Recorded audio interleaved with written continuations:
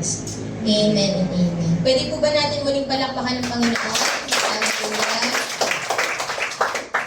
Nandun pa rin po tayo sa series na Unwavering series, Living Intentionally in the Faith, na talagang pinag-aaralan po natin yung pananampalataya, kasi iyan po yung ina-expect ng Panginoon sa buhay natin, that we will have faith in Him. Because all of the plans, kagaya po ng mga sinabi po ng Panginoon sa atin itong nakaraan, lahat ng kanyang plano ay hindi kaya ng inyong kakayanan na i-fulfill. Lahat ng kanyang plano ay ang mga bagay na imposible sa kakayanan natin at kalakasan natin at hindi kayang maarok ng ating isipan. At kaya kailangan po natin ng pananampalataya. Yung pananampalataya po ay yung lubusang pagsandig. Lubusang pagsandig sa kakayanan ng Panginoon, lubusang pagtitiwala sa kapangyarihan ng Diyos. Iyan po yung pananampalataya, na hindi mo man nakikita ang Panginoon pero minamahal mo siya. That's faith. Okay? Naniniwala ka na buhay ang Diyos, naniniwala ka na makapangyarihan ng Panginoon even in the midst of the storm. That's faith.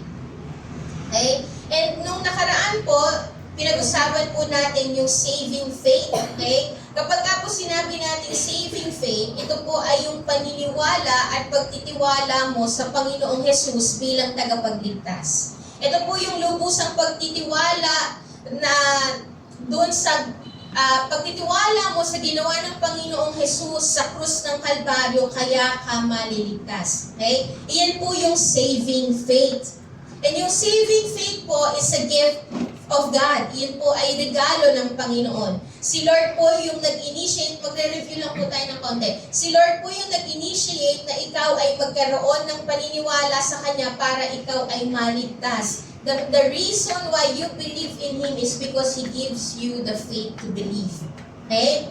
And living faith po, that is the type of faith that we have. And living faith po, ito po yung pananampalataya na nagbubunga ng mabuting gawa.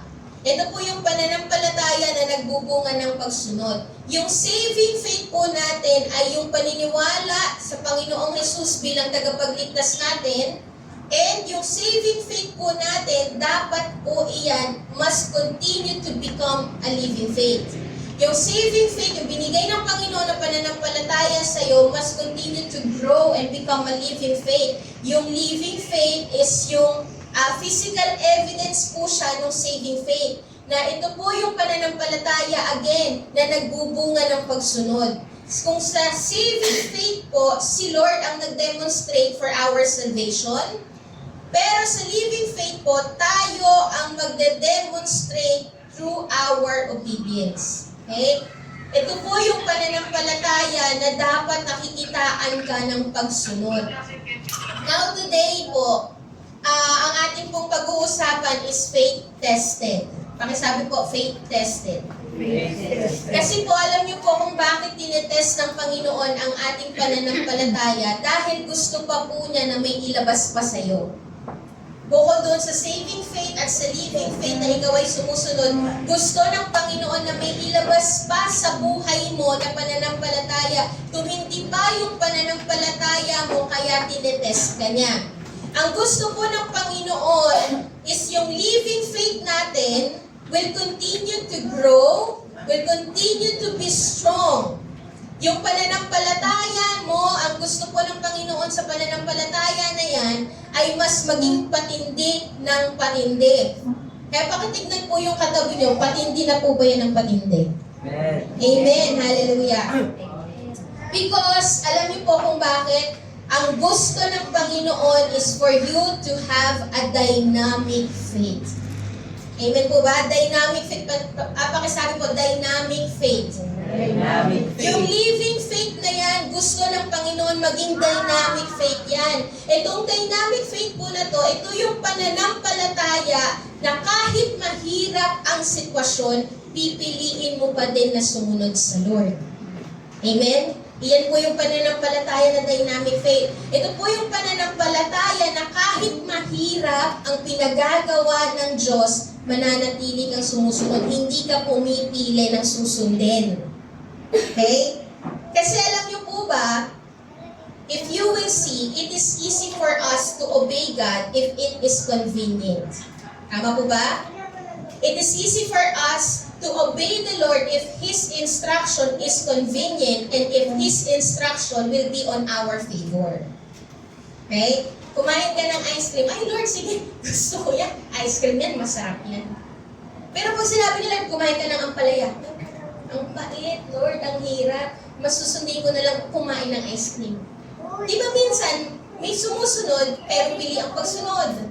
Ang gusto ng Lord, hindi pili ang pagsunod mo. Gusto ng Lord, every word that He will say to you, every instruction that He will say to you, you will obey it.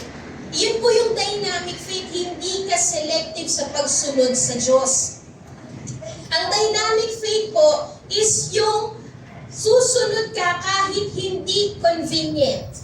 You will still do whatever God is telling you to do even though it is not comfortable or even though it will not be in favor sa buhay mo. Iyan po yung pananampalataya na dynamic faith. Okay? For example na lang, love your neighbor. Yun yung sinasabi, yung neighbor mo sinisiraan ka. Are you still going to obey? Those people who obey the Lord, that loving your neighbor, even though your neighbor is, grabe, you have a dynamic faith. Sabi din, Lord, pray for those who persecute you. Bless those who curses you. Parang not in favor for you. Tama ba? Not in favor sa part natin. Are you still going to obey? Or you will find verses that will justify yung hindi mo pagsunod sa Lord. Alam niyo po, ang dynamic faith obeys no matter what. That's dynamic faith. Iyan po yung gusto ng Lord na mangyari sa pananampalataya natin. Doon, yung na-receive natin na faith, ang gusto ni Lord, ang maging bunga niyan ay dynamic faith. Ang maging resulta niyan ay yung faith that obeys every instruction of the Lord. Yung faith that moves mountains. Sino ang gusto nun? Sino po ang gusto ng faith that moves mountain? Ibig sabihin, yung faith na nakakakita ng mga imposible. Yung faith na nakaka-encounter ng mga imposibleng bagay na ginagawa ng Diyos, that's dynamic faith. Yung dynamic faith po is a faith that defeats and overcomes. Yung dynamic faith is kahit anong problema na mahirap, dahil kasama mo si Lord, nagagapi yung mga problema na yan. And na-overcome mo yung mga problema na yan. Ito po yung pananampalataya, i-discuss lang natin yung dynamic faith. Yung pananampalataya na kahit anong mangyari, magpupuri ka. Amen? Yung kahit anong mangyari, maniniwala ka at susunod ka. This is the kind of faith that refuses to doubt, and this is the kind of faith that trusts God with full expectancy. That is dynamic faith. Ang dynamic faith po is the faith that doesn't give up. Yung hindi sumusuko, hindi tumatalikod sa Panginoon.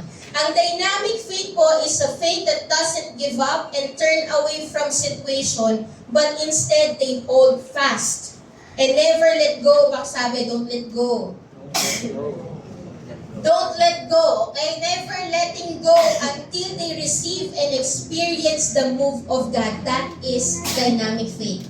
Isang halimbawa na lang po ng dynamic faith is si Jacob. Yung sinabi po niya nung siya ay na-encounter niya ang Panginoon. Ang sabi po niya sa Panginoon, I will not let go of you until you bless me. That's dynamic faith. Yung you will not let go of the situation or you will not turn away from the situation kahit mahirap. Instead, you will hold fast and you will not let go of the promises of the Lord until you receive it. Yan po yung dynamic faith. Dynamic faith po is strengthened not in a place of comfort but in a place of trial. Ayan na, naku, patay. Trial na naman. Iyan po kasi talaga ang ingredient para maging matibay ang iyong pananampalataya. Iyan po talaga ang gagawin ng Panginoon para magkaroon ng dynamic faith or ma-turn into dynamic faith yung faith na na-receive mo. Dynamic faith is strengthened not in a place of comfort but in a place of trial. Dynamic faith will become strong in a place where pressure is found. In a place where friction is experienced. Ganoon po ang dynamic faith. Handa na po ba tayo? Sino ang gusto magkaroon ng dynamic faith? Maging handa ka sa trial. Kasi kagaya na lang po nitong matchsticks na to. Ito pong posporo na to. Ang matchsticks po ba o yung posporo po ba, magagawa po ba niya yung purpose niya na magsindi ng bagay kung nananatili siya sa loob ng box? Hindi, di ba? Walang mangyayaring apoy kung komportable siya sa loob ng box. Tama po? Tama po? Kailan po mangyayari ang purpose ng matchsticks? Kapag naka-experience, lumabas sa kanyang comfort zone, naka-experience ng pressure at friction, doon magkakaroon ng apoy. At doon mafulfill yung purpose ng matchsticks. No? Yung matchsticks po na to, the moment na na-experience niya yung pressure and friction, that's the moment na mafulfill niya yung purpose niya. Pero ang lahat po na yon ay mangyayari. Yung pressure or yung fulfillment of the purpose, yung pressure and friction, mangyayari yun kung ang matchsticks ay magsusurrender sa tao na may hawak sa kanya. Hanggang hindi po siya nagpapasako sa kamay ng may hawak sa kanya, never pong mangyayari yung fulfillment ng purpose at never din pong mangyayari yung pag-apoy ng kanyang buhay. Ganoon din po sa buhay natin. You will experience a dynamic faith when you surrender your life to the Lord. And for you to experience dynamic faith, you need to trust the Lord even though dadalhin ka ng Lord sa pressure at friction. Ay. Doon lalabas ang apoy. Alam niyo po, sa bawat pressure, kapag ka ang Panginoon ang may hawak sa'yo, at dinaan ka niya sa pressure at friction, hindi po para tupukin yung apoy sa buhay mo, kundi para pag-alabin ka pa. Hindi para i-destroy ka, kundi para may ilabas sa'yo. Ganoon po yung ginagawa ng Panginoon because the Lord doesn't want your faith to be stagnant. Ayaw ng Panginoon na maging parang nanlalabig ka na Kristiyano. Kapag isinuko mo ang iyong buhay sa Panginoon, hindi niya hahayaan na manatili kang stagnant, hindi mahayaan ng Panginoon na manatili kang nanlalamig. He will put you in a place where pressure will be found, where friction will be found, where you will go through trials because He wants to release a dynamic faith sa buhay mo. Amen po ba? He wants to complete the faith and He wants to strengthen the faith. And for you to be able to be strengthened and complete your faith, the Lord often allows you to go through circumstances that is difficult. Amen? So 1 Peter 1:6-7, ang po sabi doon, in all this you greatly rejoice, though now for a little while you may have had to suffer various trials, so that the proven genuineness of your faith, of greater worth than gold which perishes even though refined by fire, may result in praise, glory, and honor when Jesus Christ is revealed. Ang sabi po sa Tagalog, dahil dito dapat kayong magalak sa kabila ng iba't ibang pagsubok, dahil ang mga pagsubok na ito ay panandalian lang at dapat, anong pong sabi doon sa Tagalog, dapat ninyong maranasan. Talagang dadaan. At sabi doon, dapat talagang dumaan. Dapat talagang maranasan ang bawat pagsubok dahil ang pagsubok ang nagpapatunay na totoo ang pananampalataya na meron ka. At masasabi po natin na ang pananampalataya na totoo ay nagbubunga ng mga eternal.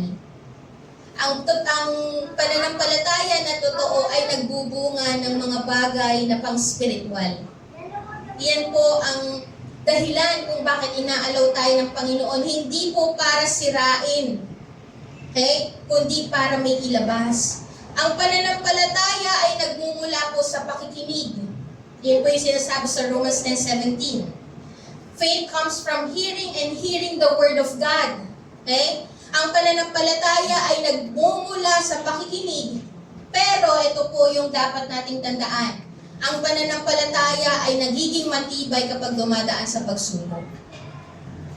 Amen po ba? Dynamic faith needs to be strengthened in the middle of the storm, in the middle of trials. It is not found in comfort places, but it is found, Lord, doon sa mga bagay na mahirap, pagsubok. Ano po ba yung mga bagay na ginagawa ng Panginoon sa atin so that we may experience to have a dynamic faith? Ways of the Lord in testing our faith. Ano po yung mga ways ng Panginoon so that our faith will be tested and it will release a dynamic faith. Your faith will be strengthened and become a dynamic faith. Unang-una po is waiting. Pakisabi po, waiting. Ayan. Sino po ang gustong naghihintay? Amen, praise God. Kasi sa iba, ayaw ng naghihintay. Lagi tayong gusto is yung instant. Kaya nga, instead na pupunta tayo sa counter ng Jollibee, pupunta tayo sa drive-thru, mas mabilis. Tama po ba? Ayaw natin na naghihintay. But you know what? Your faith is being tested and being refined, being developed in the times of waiting.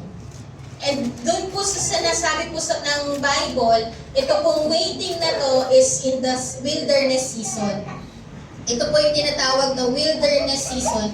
Isang example po sa Bible na makikita natin na naghintay sila at kailangan nilang maghintay is yung mga Israelites. When they are being delivered from Egypt at dadalhin po sila ng Panginoon sa Promised Land. Okay? Kung titignan po natin sa Exodus 13:17 to 18, ano po yung sabi doon? Nang pinaalis na ng Faraon ang mga Israelita, hindi sila pinadaan ng Diyos sa daang papunta sa lupain ng mga Filisteo. Ano po yung sabi dito? Kahit na iyon ang pinakamalapit na daan. Ano po yung ginawa ng Panginoon? Sapagkat sinabi ng Diyos, kung may labanang haharapin ng mga Israelita, baka magbago ang isip nila at bumalik sila sa Ehipto. Kaya ano po yung ginawa? Pinaliko sila ng Diyos sa disyerto. Wilderness is God-ordained plan. Hinayaan talaga ng Diyos na dumaan sila sa wilderness. Okay? Papunta sa dagat na pula. Armado ang mga Israelita para sa labanan ng lisanin nila ang Ehipto. Kung papansinin po natin dito, sinabi ng Panginoon na dadalhin sila sa lupang pangako. May pangako. At talagang gagawin niya yon, tutuparin niya yon. Pero yung inordain ng Lord na daan na pupuntahan nila at tatahakin nila ay yung daan na hindi mabilis. Diba? Ang sabi po dito, kahit na yung daan papunta sa Filisteo, ang pinakamalapit at pinakamabilis, hindi sila doon pinadaan ng Diyos. Hindi po sa mabilisang daan sila pinapunta patungo sa Promised Land. The Lord lead them in the wilderness. So may pagkakataon, magkakadadaan ka talaga sa wilderness. Inaalaw ng Diyos, ino-ordain ng Lord na sa journey mo, may wilderness talaga. May season of waiting talaga. Ito po yung daan na mahaba. Yung wilderness kasi, ito yung daan na mahaba at talagang maghihintay ka. Ano? Maghihintay ka talaga sa fulfillment ng pangako ng Diyos. Alam niyo po kung bakit? Because faith is proven not on the fulfillment of the promise, but it is proven and strengthened in the waiting. Next slide po. Faith is proven not on the fulfillment of the promise, but it is proven and strengthened in the waiting. Okay? When God put you into the wilderness, it is not for you to feel stuck. Hindi para ma-stuck ka. Hindi para sabihin lang na walang nangyayari sa buhay mo. But it is God's way of shaping you and strengthening you while waiting. Kasi in the wilderness, doon po mas nahuhubog sa kanila o sa atin ang pagtitiwala sa Diyos. Okay? Ang problema lang po sa mga Israelites, habang naghihintay sila sa katuparan ng pangako ng Diyos, nadalhin po sila doon sa Promised Land, ang naging response po nila ay pagrereklamo. Pagsuway, Kaya instead na 11 days journey lang po ang kanilang pagtahak sa wilderness, they wander in the wilderness for 40 years. Wow! Ordained plan ng Lord ang wilderness. And it will go through, ito po ay in a span of 11 days lang. Pero dahil nga sa 11 days, nainip sila, nagreklamo, gumawa ng sariling paraan, sumuway sa Panginoon, dahil sa pagiging mainipin nila, instead of 11 days, naging 40 years. Because the Lord is putting you in the waiting season, not for you to feel stuck, but for you to trust in His timing. Not for you to feel stuck, but to shape you and to strengthen your faith in times of waiting. Kapag ka po ba hindi pa rin sinasagot ng Diyos ang panalangin natin, ano ang respond natin? Nagtatampo? Aalis sa Lord? Lord, ang tagal ng asawa ko, ayoko na lang maglingkod, walang katuwang. Ganun po ba? Lord, ang hirap naman, lahat sila may mga achievements na ako, wala pa. Iba kasi ang timing ni Lord.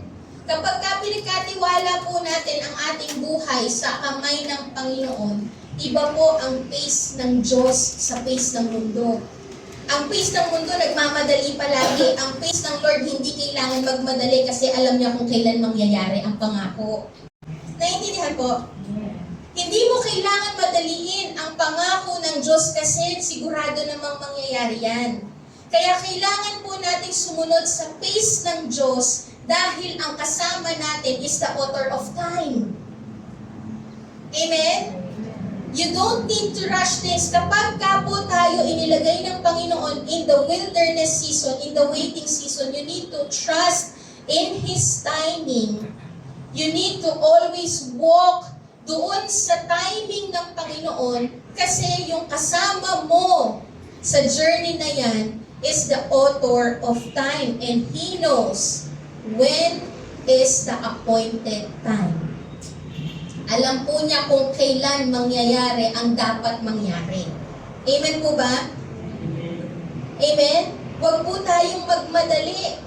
Baka imbis na magmadali ka, dahil, or sabihin natin, dahil sa pagmamadali mo, mas lalo kang na-delay. Na-experience niyo po ba yon? Yung shortcut naging long cut? Kasi pinangunahan si Waze, kasi pinangunahan si Google Maps. Di ba? Kasi alam naman ni Google Maps kung saan dapat talaga pumunta. Pinangunahan mo si Google Maps, dapat dito kasi shortcut to. Instead na shortcut, naging long cut. Ganon din po sa Panginoon. Kapag inilalagay ka ng Panginoon sa paghihintay, maghintay tayo. Kasi kapag hindi ka naghintay at inunahan mo ang Panginoon, baka instead na konting panahon na lang ang pagtugon ng Diyos sa panalangin mo, mas na-delay pa. Okay? Pwede po pala na naghihintay ka pero mali ang paghihintay mo. Kasi habang naghihintay ng katugunan sa panalangin, habang naghihintay naman tayo, puro reklamo tayo, habang naghihintay tayo kung ano-ano ang ginagawa natin na kaparaanan natin. For example na lang po si Abraham at si Sarah. May pangako po ang Diyos sa kanila na bibigyan sila ng anak. Naghintay naman po sila doon sa binasa natin, sa story nila. Naghintay po sila, pero habang naghihintay sila, nainip. Nainip sila sa paghihintay doon sa pagtupad ng Diyos ng pangako ng Lord. Kaya ang nangyari, gumawa sila ng sarili nilang kaparaanan sa pamamagitan po ni Hagar. Kaya ang naging bunga, instead of Isaac, the fulfillment of the promise, ang naging bunga ay si Ishmael that brings sorrow in their lives. Kapag pinangungunahan natin ng Panginoon at ginawa natin ang kaparaanan natin, ang bunga po niyan sorrow.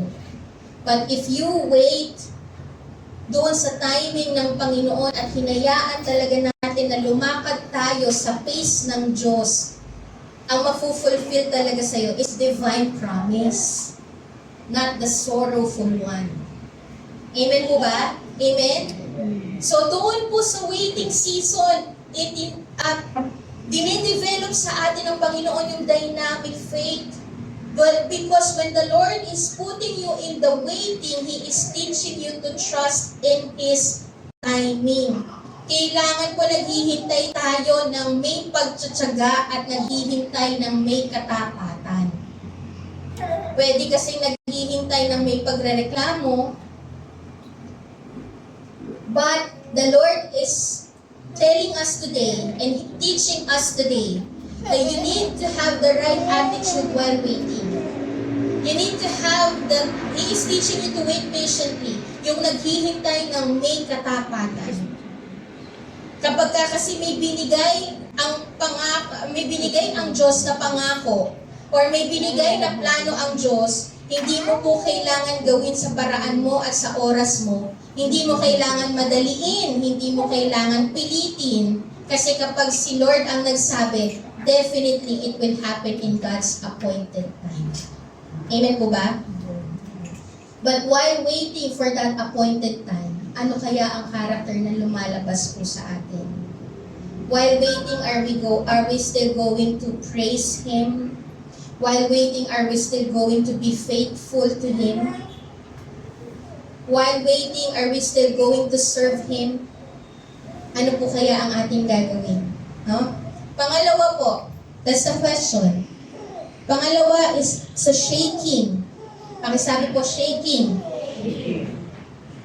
Ito po ay yung mga waves and storm season ng buhay natin. Yung mga mahihirap talagang pinagdadaanan, problema, na nawalan ka ng mga gamit sa mga gamit, mga material na bagay, may mga bagay na nawala sa'yo.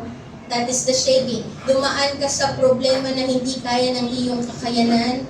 For example, napunta ka sa sitwasyon na ikaw ay nagkasakit, na hindi na kaya na sustentuhan ng iyong kayamanan. Yan po yung mga shaking ng buhay. No? Alam niyo po kung bakit tayo dinadaan ng Panginoon sa shaking? Because what God wants to produce in you is dependence on Him. Full dependence on Him. Sa mga panahon na you are experiencing waves and storms of life, yung hindi mo na maasahan yung mga bagay na meron ka. Hindi mo na maasahan yung mga tao na nakapaligid sa iyo. Alam niyo po kung bakit? Because He is destroying the temporary things. In the season of shaking, gusto pong ipakita ng Diyos sa iyo na walang ibang matibay kang panghahawakan at tatakbuhan kundi siya lang. Amen po ba? Sa mga panahon na hindi na kaya sustentuhan o hindi na kaya ng pera mo ang sitwasyon mo, hindi na rin nakakatulong ang mga tao sa paligid mo, gustong ipakita ng Diyos sa iyo na walang ibang matibay sa buhay mo kundi si Lord lang. At walang ibang dapat panghawakan kundi si Lord lang. Amen po ba? Naaalala niyo po yung sinabi po natin about the faith? Ang faith po is being fully dependent on the Lord. Isasandig mo talaga ang iyong buhay sa Panginoon. Kaya ka dinadaan ng Lord sa shaking para makita mo na yung mga pinanghahawakan mo pa ng mga bagay dito sa mundo ay mawawala lang at temporary lang. Kaya wala kang ibang dapat na panghawakan at sandigan kundi si Lord lang. Gusto ng Lord maging matibay ang pananampalataya mo at magiging matibay lang yan kung sasandig ka sa Kanya. Amen po ba? Sabi po sa Hebrews 12:26 to 27, yumanig noon ang lupa nang magsalita ang Diyos, at ngayon ay nangako siya, minsan ko pang yayanigin ang mundo, pati na rin ang langit. Ang katagang minsan pa ay nagpapahiwatig na aalisin ng Diyos ang lahat ng nilikha niyang nayayanig upang manatili ang mga bagay na hindi nayayanig. Iyan po yung ginagawa ng Panginoon. That's why He is allowing you to go through shaking, to go through storms and waves of life para mayanig sa'yo yung mga pinanghahawakan mo na hindi naman matibay. At ma-realize mo na ang talagang magpapatibay sa buhay mo at nananatiling matibay sa buhay mo ay ang Diyos lang. Amen po ba? Kasi tandaan po natin na hindi magiging matibay at matindi ang pananampalataya mo kung may iba ka pang inaasahan. Amen po ba? Huwag po natin hayaan na mayroon pa tayong pinanghahawakan ng mga bagay na hindi naman matibay.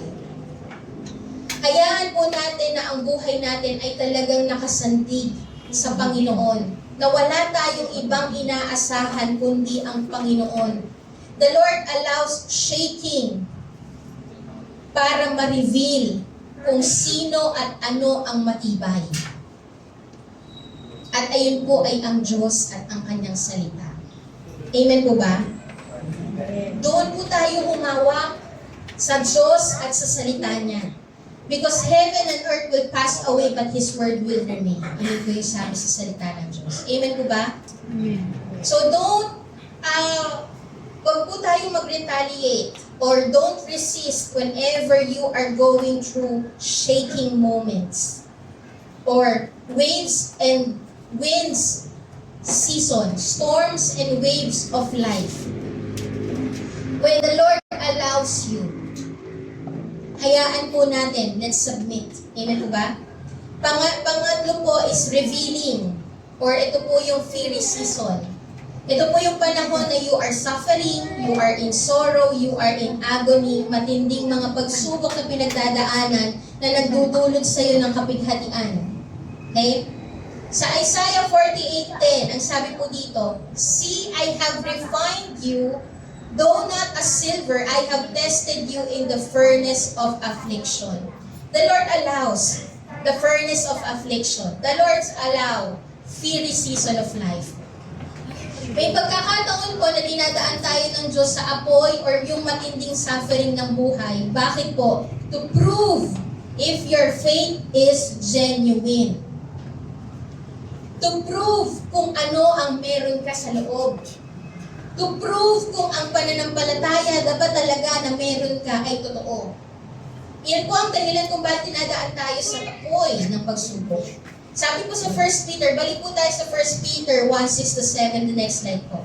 "In all this you greatly rejoice, though now for a little while you may have had to suffer various trials," kailangan talagang dumaan, "so that," the purpose is, "so that the proven genuineness of your faith may result in praise, glory, and honor when Jesus Christ is revealed." The purpose is to prove if your faith is genuine. At kapag ikaw ay dumaan sa apoy ng pagsubok, malalaman mo na totoo ang pananampalataya na tinatangan mo kung magre-resulta po yan ng, ano po? It will be proven genuine if it will result, ano po? Praise, glory, and honor. These things are eternal. These things are spiritual. Ang apoy po, the purpose kung bakit dinadaan ka ng Panginoon sa apoy is not to give you a real faith. Okay? The fire doesn't make faith real, but it reveals if the faith is real. Okay?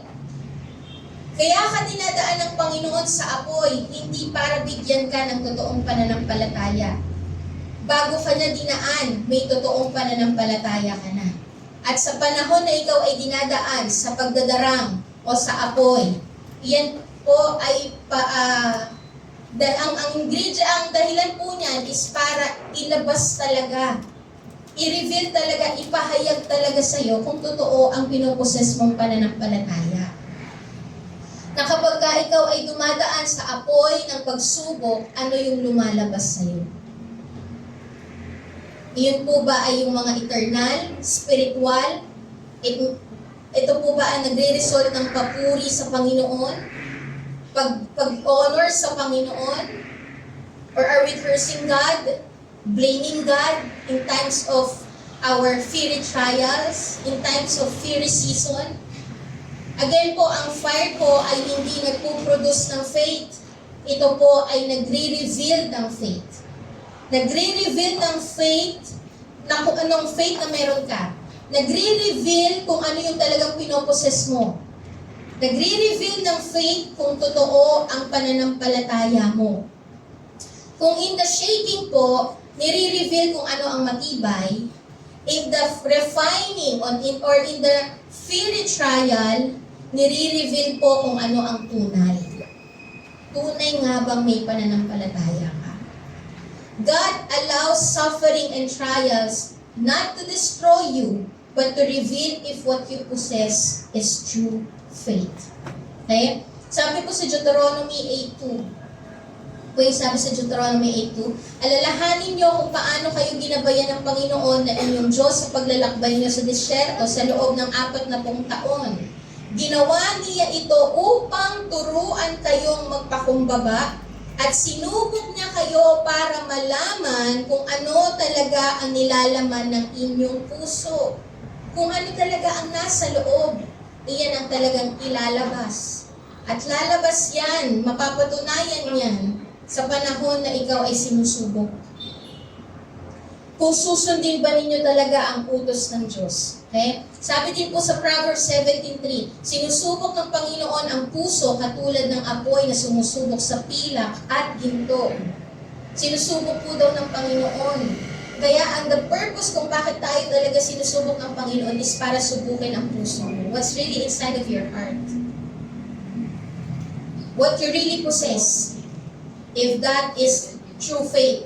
Kasi kapag true faith ang hinahawakan mo o true faith ang pinoposes mo, kung true faith, kung meron ka talagang true faith, even in the midst of fiery trial, mananatili ka. Kasi ang apoy, hindi kayang tupukin ng matibay. Tama po ba? Kapag naalala ko po nung nagkaroon po ng sunog po sa aming lugar, lahat po talaga yun tinupok ng apoy. Lahat ng 3 bahay tinupok ng apoy. Pero nakita po namin kung ano yung nanatili. Nanatili po yung bato. Pader, natunaw, nasunog lahat ng kahoy, lahat ng mga gamit, mga temporary things. Pero ang natira, mga pader, bato, matibay. Kasi ang apoy po, hindi po niya kayang tupukin ang matibay. So kung tunay ang pananampalataya mo, hindi kayang tupukin niya ng apoy. Kahit ikaw ay dumaan sa matinding pagsubok, hindi ka kayang tupukin kung matibay ang pananampalataya na meron ka. Kung matibay ang pananampalataya na meron ka, kahit dumaan ka sa matinding pagsubok, hindi ka tatalikod sa Diyos. Amen po ba? Hindi ka magre-reklamo sa Diyos, kundi ang lalabas sa iyo, doon sa sinabi natin sa 1 Peter 1:6-7, ang lalabas sa iyo ay yung mga bagay na pang-eternal, ang mga bagay na pang-spiritual, at ang spiritual is imperishable, hindi nasisira. Ang eternal ay hindi nasisira, ang spiritual ay hindi nasisira. So kahit tumaan ka sa matinding pagsubok, kung inilagay ng Panginoon ang pananampalataya na yan na matibay, at inilagay ng Diyos sa iyo yung kagalakan, yung kapayapaan, kahit tumaan ka sa matinding pagsubok, hindi mawawala at mananakaw sa iyo yung pananampalataya na yan. Amen po ba? When you are going through trials, it cannot take away the peace. It cannot take away the joy. Amen po ba? Kaya sinasabi talaga ng mga tao, baliw ang Kristiyano. Kasi sa kabila ng matinding pagsubok, nagagalak at nagpupuri. Bakit? Kasi hindi kayang tupukin ng problema ang mga bagay na matibay. Amen po ba? Hindi kayang tupukin ng problema ang mga bagay na galing sa Diyos. Imperishable nga yun eh. Hindi nasisira nga yun eh. Lahat ng ating minana na galing sa Diyos ay hindi nasisira. So kung ikaw ay dumadaan sa matinding pagsubok, yung pananampalataya na nilagay ng Diyos sa'yo, hindi mawawala. Kaya naniniwala ako, hindi nawawala ang Kristiyano sa Panginoon kahit sa kabila ng matinding pagsubok. Amen po ba? Kaya pakisabi sa katabi, hindi ka mawawala. Pakisabi ulit sa katabi, hindi ka tatalikod sa Diyos. Bakit? Totoo ang pananampalataya na meron. Amen po ba? Ang totoong pananampalataya, kung tangan mo ang totoong pananampalataya, mananatili ka. Kasi ang inilagay ng Diyos sa iyo ay isang matibay. Amen po ba? Basahin po natin sa 1 Peter 1:4 na sinasabi na all the things na ating tinanggap sa Panginoon ay walang kapintasan, hindi nasisira, hindi kumukupas. Matibay. Subok na matibay. Amen po ba? If what you possess is genuine faith, then what you will release are the fruit that will last, even in the midst of the storm. If what you possess is genuine faith, what you will release in the midst of the storm is imperishable things and eternal things. Kagaya na lang po ng isang illustration po, dalawang illustration natin is yung tea bag. Pakita po natin yung tea bag. Ang tea bag po, mas nagre-release po siya ng masarap na lasa habang siya ay naiinit ng tubig. Kung ano yung nasa loob, iyon yung nilalabas. Tama po ba? Ganoon din po sa buhay natin. Kapag inilagay ng Diyos sa buhay natin ay totoong pananampalataya, mga bagay na pang spiritual, eternal, kung iyon ang nasa loob natin, sa mga panahon na ikaw ay nasusubok, magre-resulta po yan at magre-release po yan ng mga bagay na pang spiritual. Ikaw ay mananatiling nagagalak, ikaw ay mananatiling nagkakaroon ng kapayapaan, ikaw ay mananatiling napapanatag sa kabila ng mga pagsubok na pinagdadaanan. Ikaw ay nananatiling nagpupuri sa kabila ng pagsubok na pinagdadaanan. Amen po ba? Kasi iyon po ang buhay na matibay. Iyon po yung klase ng buhay na unwavering. Amen po ba? Worshiping the Lord in the midst of the storm. Amen po ba? Hallelujah. Isa pa pong illustration is yung chimes. Di ba ang chimes po, habang pinahangin ang chimes, habang binubugbog ng hangin ang chimes, mas nagre-release po siya ng magandang tunog. Tama po ba? Ganoon po sa isang Kristiyano na talagang pinoposes ang totoong pananampalataya, yung matibay na pananampalataya. Habang binubugbog ng matinding pagsubok, mas lalong nagre-release ng papuri sa Diyos. Amen po ba? Sabi nga po kanina sa ating awitin, papuri sa kataas-taas. Lahat ng papuri ay sa Diyos lamang. Kahit na ikaw ay nananatili sa matinding pagsubok, sa mga apoy ng pagsubok, ang lalabas sa iyong bibig, papuri sa kataas-taas. Amen po ba? Amen. Hallelujah. Pwede ko po bang tawagin ng worship team?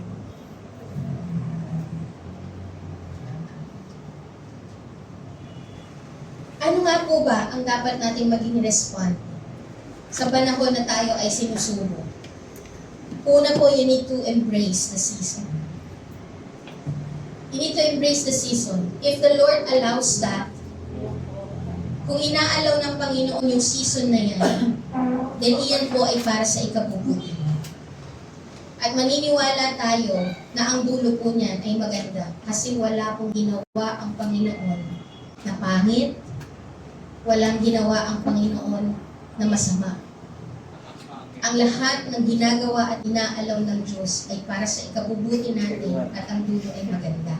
Amen po ba? Amen. Sabi po sa Lamentation 3:37, walang anumang bagay na nangyayari na hindi pinahihintulutan ng Panginoon.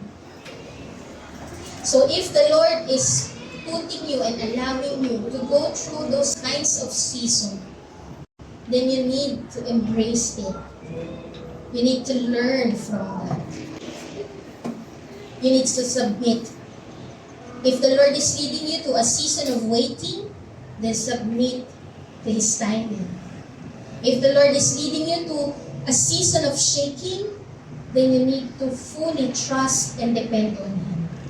If the Lord is allowing you and leading you to a season of refining and revealing, then surrender to the Lord. Submit to His work. Kasi kung may mga bagay na pinahihintulutan ang Diyos na mangyari sa buhay natin, again, alam natin na ito ay sa ikabubuti natin at ang dulo nito ay sa ikagaganda ng buhay natin at ikatitibay ng buhay natin. If the Lord allows, He has a purpose. And all of His purpose are good because He is a good and loving Father. His purpose are good because there is no evil in Him. So you need to embrace what God allows dahil laging may tinuturo si Lord. Amen po ba? Pangalawa po, you need to enjoy your walk with your Savior. Kagaya po ng bansang Israelites, habang sila ay dumadaan sa wilderness, puro reklamo sila. Hindi nila na-enjoy yung pagkilos ng Panginoon. Dahil sobra sila lagi nagre-reklamo, lahat ng binigay ng Panginoon sa kanila, hindi nila nakikita na maganda. Kung papansinin nyo, ang daming nangyaring magaganda signs and wonders sa buhay nila. Binigyan sila ng pillar of fire, pillar of cloud. Diba? Ano yun? Nakakamanghang bagay yun. Pero dahil nga puno ng reklamo ang kanilang puso, hindi nila nakita ang pagkilos ng Diyos sa bagay na yun. Ano pa yung naranasan nila? They experience mana. Pinapakain sila ng Panginoon na talagang literal bumababa ang pagkain. Tapos nagreklamo sila, puro tinapay na lang, wala bang meat? Wow! Diba? Nagreklamo. Dahil doon pinadaanan sila ng Panginoon ng pugo. Kung titignan po natin, in the season of waiting, marami nang ginagawa ang Panginoon, pero dahil puro reklamo tayo, hindi natin makita ang ginagawa ng Diyos. That's why you need to enjoy your walk with your Savior. Kasi even in the middle of waiting, even in the season of waiting, the Lord is working. Amen po ba? And you need to enjoy the work of the Lord in your life. Kaya hayaan po natin na para makita po natin, kagaya po nung palagi na binabahagi po ng Panginoon sa atin, para makita natin ang pagkilos ng Panginoon, start to worship Him so that your eyes will not be focused on the season, but your eyes will be focused on the Savior. Amen? You need to start worshiping the Lord so that your eyes will not be focused on what you are going through that season, but your eyes will be focused on your Savior. Kasi ito po yung sinasabi ng Panginoon. Sabi po sa Malakay 3:3, He will sit as a refiner and purifier of silver. Ang sabi po ng Panginoon dito, dinadarang niya ang bansang Israelites. Pero ito yung pinakamaganda na sinasabi dito sa Malakay 3:3. He will sit. Nagmamatsyag. Nag-aabang. He is watching. Ang ganda po nung sinabi dito ng Lord na He will sit. Pag nakaupo, minamatsyagan niyang maigil. Hindi nawawala sa kanyang paningin yung kanyang ginagawang pagdadarang doon sa kanyang mga anak. He is watching and always present during the process. So you need to enjoy. Na even though you are in the season of waiting, shaking, refining, revealing, rest assured that God is watching and always present during that season. Kailangan mo lang makita para ma-enjoy mo yung Savior mo. He doesn't leave us alone in the fire, but He carefully monitors the process and ensuring that you will not be destroyed.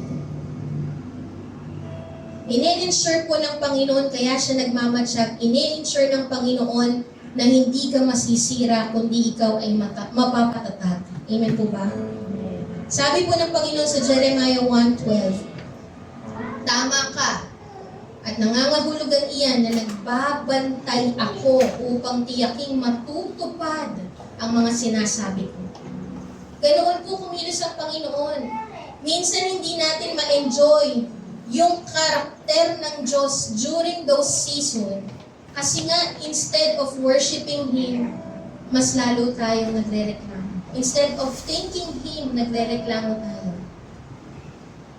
Hindi tuloy natin ma-enjoy yung sinasabi ng Lord na tinitiyak niyang matutupad ang kanyang mga sinabi. Nagmamatsyag siya hanggang sa matupad ang kanyang mga sinasabi. Sabi po ni Fyodor Dostoevsky, the darker the night, the brighter the stars, the deeper the grief, the closer is God. Ganyan po ang Panginoon sa buhay natin.